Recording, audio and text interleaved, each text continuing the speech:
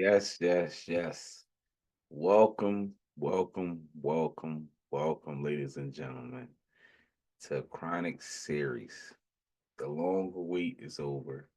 It is finally here. Y'all have had the chance to enjoy Chronic Cinema, teaching you all about the exciting movies that we enjoy. Now it's a chance for us to teach you about the exciting TV shows that we enjoy. This is the spot where we dive into the wildest, most addictive TV shows out there today. Oh man, we're talking about shows that have you questioning reality itself. First episode is just one of those shows. One of the shows that got the world right now questioning reality itself. Goes by the name of From. If you haven't heard about it yet, this is your sign to stop what you're doing and go check it out. Great TV show, straight mind blowing, straight mind bending. When I first found out about it, I mean, I'm a fan of The Walking Dead, and that's kind of how somebody presented it to me. They said if you love The Walking Dead, you like the show Colony, you'll like this. They're kind of similar but different, and it's nothing like it. I say, oh wow, wow, wow. I'll check it out. Why not? Why not? I can't complain. Watched it about to 15 minutes. See my man Hoyt slapping, boy slapping bull. And I was like, yo, this is hilarious. And then it's like, it got me because I seen Boyd. I'm like, oh, that's my man from Oz. That's my man from Best Button, though. And that's how a lot of the stars get me in the shows that I watch. I remember them from something else, or they didn't did something, yeah, something that I liked it at one point in time. But let's get into the overview of the show because, like I said, it's a lot. It's a lot. Um, I don't know what to say. All right, let's set the stage for y'all. Imagine this: y'all driving through a small town in America. You vibing, you smoking the L, possibly talking shit to somebody in the car, maybe listening to y'all favorite song, y'all singing along, and then boom, it's a tree in the road. Damn, they ain't cleaning up from the storm.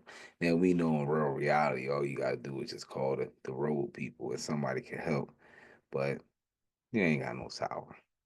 So next thing you know, you go around this tree, and the only thing you can find is this one mysterious town. Not knowing that you trapped in it, but you go back, you let directions, telling people spin you, tell you, oh no, just go ahead up the road. Not even knowing, man, just stop capping me, let me know I'm stuck. But that's how they chose to do it. But yeah, that's about how it starts. No matter what road you take, you cannot leave the town. Now you at From. This is a horror meets mystery series has been keeping fans on the edge of their seat since it dropped back in February 2022. It got 3 seasons so far, and every season leaves you more questions than answers.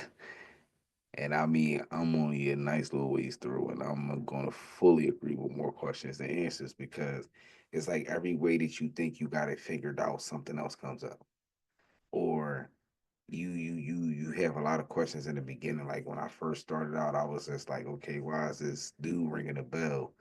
Is this a sundown town? Normally, when it's a sundown town, it's the other way around. I don't think it's an African American dude ringing a bell. So that kind of questioned me. And then I noticed how everybody was trying to get in before dark. Um, I noticed how the paramedic chick, because she had the EMT joint on, she went in the door, and I noticed a few people kept touching the stone. That was before I knew it was a talisman. This I'm only talking about the first few minutes, but I noticed a lot of people was paying attention to this stone thing, and then the asshole side of me, started tripping because I'm like, Why is this old ass lady at somebody's second floor window? So that's when I knew it was gonna be some weird shit with it. Cause I'm like, why the fuck is this lady at the window? And then the little girl talking to her, and then it's like it go on from there. But that's crazy, yo. That's crazy. But the show was created by Jeff Griffin and produced by Michael Mahoney. This show bends physical horror, small town drama. I'm sorry, blends physical horror, small town drama, and supernatural mystery all into one catalyst. Nerve wracking package. And let me tell you, this show does not hold back. And I mean, I agree because, like, how some shows you get a stale point. I don't think this show had a stale point. I think maybe one. I think more of the episodes that I had to rewatch was because my phone was ringing or I was doing something converse to me falling asleep. I don't think I fell asleep on one episode.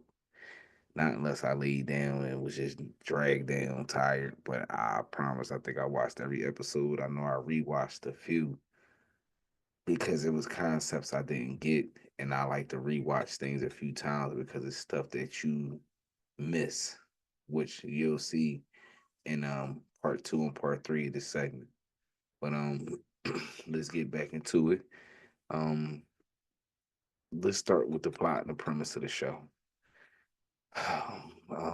Now here's the crazy part. And from the residents of the trap town are just trying to survive day to day. Sounds easy enough, right? Wrong. Because at nighttime, creepy human like monsters. And I wonder why the old lady looked exactly like somebody's little old grandma, but she was at a second floor window. And if you look back at the houses before it gets dark, there is no ladders. There is nothing to climb up on. So I was trying to puzzle why this lady was up on someone's second floor window talking to a child through the window. But monster like creatures, they come out the forest at nighttime. And they're not something that you want to meet. These are not your typical things. Like I told you before, people compared it to the Walking Dead, so on and so forth. Hey, you can chop their heads off and they die. These things are invincible to weapons, along with being very strong. So I normally be like, yeah, I want to be in the Walking Dead. I don't know. But this is definitely a place that you do not ever want to let your guard down. And the biggest question is what the hell is going on in this town? Why are the people trapped here? How do you survive in a place that feels like a never ending nightmare? These folks are trying to build some kind of normalism in a place while solving the mystery of the town and fighting off literal monsters. It's it is a it's a piece for y'all. Definitely check it out. Still on Harold is still, and I mean, like I said, one, two, like we gotta put this out there. Harold is great, man. And speaking of surviving, let's talk about Boyd Stevens, played by the legendary Harold. Boyd is the sheriff, the leader, and the glue holding the entire community together. He got trauma, secrets, and some serious issues to figure out as far as what's happening. Boy, like I said, it to me it was kind of, you know, I could see why, he's older seasoned actor now. I could see him playing the lead in the pack of a colony town. And like I said, it really threw me off watching him walk down ringing that bell and then watching him slap the shit out that white boy. I was like, yo, man, my man, he in this bag already. And that was in the first 5 minutes. So it was just like that really got me. I said, like I like seeing my older actors still working. And he was amazing in this, man. Amazing, amazing. Next let's dive more into the cast. Like Let me break down the powerhouse casting behind From. First off, we have Harold as Boyd. Man is a legend, and his performance is insane. Then you got Catalina Sedano as Tabitha Matthews. That's one of the main people. That's the woman that comes in on an RV with the family. And she definitely did her thing. The way she played Clueless, I'm gonna tell you somebody else as a cat in here named Victor. That boy Victor did his thing, man. You did that retarded thing, Victor. You did that. It's like no disrespect. But the mom who just trying to protect her children while unveiling the town's mysteries. Eli Belly plays Jim Matthews. Jim Matthews is the husband that also came in on the RV. So that's why I say it's like these people who you see them, you go, oh, I've seen this guy before. I've seen this guy before. They definitely did get a lot of good, A-list movie stars to do this show, which was cool. I mean, as you see, they only got a few of them, but that was still enough because, like I said, the other people for you to not know who they are, they did their thing too. Like I like the whole cast really did their thing. I can't even really say, and for me not to know the people names. I mean, of course, the full cast list would be in the description, but a lot of these people did their thing. Like I said, Victor, the guy Jade, like a lot of the played, they did their name to be assholes in this movie because where the place that you win is kind of fucked up for you to be a dick at where you at because of the situation that you're in, but you still found some people being their self in that fucked up situation. So that's another thing that I liked about it. Couple characters didn't really come out to be who they really were for some time. They stayed normal from the normal world before they realized, okay, fuck that, we trapped. And that's really where, like they say, the show digs in because you got to go through that this mind state of, oh, this is bullshit, to, oh shit, this is real, and we're not going anywhere. So that's why I say, man, we like I said, we also got Victor, played by Scott McCord. Victor is a weird dude. See, they say weird. I mean, I'm sorry, I'm no retarded. Weird dude who's been in town the longest. And see, I wondered when I first started watching who had been in the longest. And of course, I know it was Victor. Then anyone that might hold the keys to them getting out of there was always, I think was Victor. You can also talk about Donna, played by Elizabeth Saunders. She fought tooth and nail side by side to protect the colony house, which is the place, which is like the cool place. I figured from the first glimpse that I seen, I guess the colony house is the younger people and the older folks go to what they call in town, I'm guessing. But that's definitely a cool thing. I like how they got that broken down. I definitely got the colony house. They got Bud up there and everything. But then there's Kenny, Christy, Jade, Fatima, Ellis, Sarah, Ethan. The cast is stacked with every character brings their own vibe, which I just told y'all. Even though I don't know a lot of these people, the role that they played and the effort they put in definitely should not go unnoticed. Um, to me, it's like these people did their thing. They definitely did their thing. And if anybody say that this is an average show, they're lying. I mean, me, I give it at least a nine. I ain't gonna be Joe giving a 9.5, 10. I give it a nine. I'll be fair because I can't say that I have not seen better series, but this is great. And in a time and era where people like me need something to watch, this is great. This is definitely a banger though. But let's get into the key moments and the themes. Now, now the moments that will have you screaming at your TV. First of all, the night scenes. Like I say, the night scenes are the most dangerous because as you see that they're told not to be outside at night. So anybody who gets caught at night is fucked. And the ways that you can get caught at night is not uncommon. I mean, you could travel away from town too far and not make it back. You can even get dropped in the town at night. That's to me is the main thing I think about being out at night.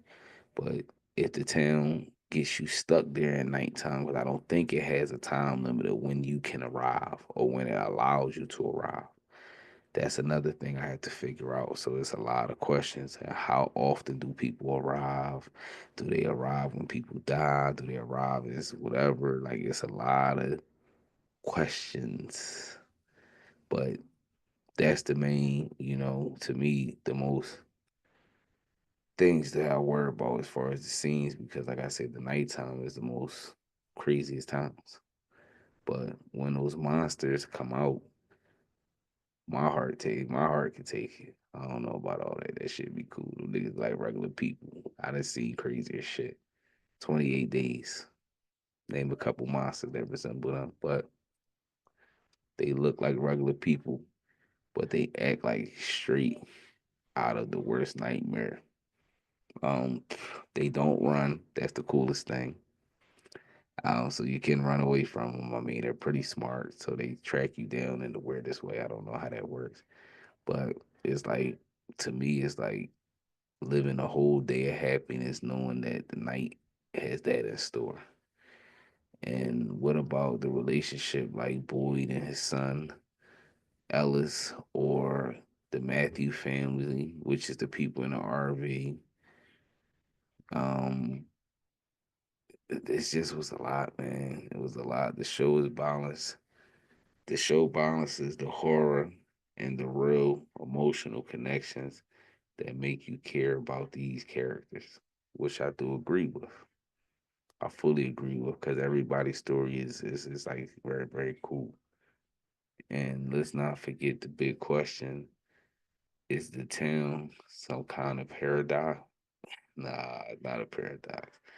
A government experiment, or is it something even crazier? The show loves to tease answers, but keep you guessing every step of the way, which is 100% true. I tell you that you heard me say over and over again. Every time you think you figured it out, they unfigure it for you.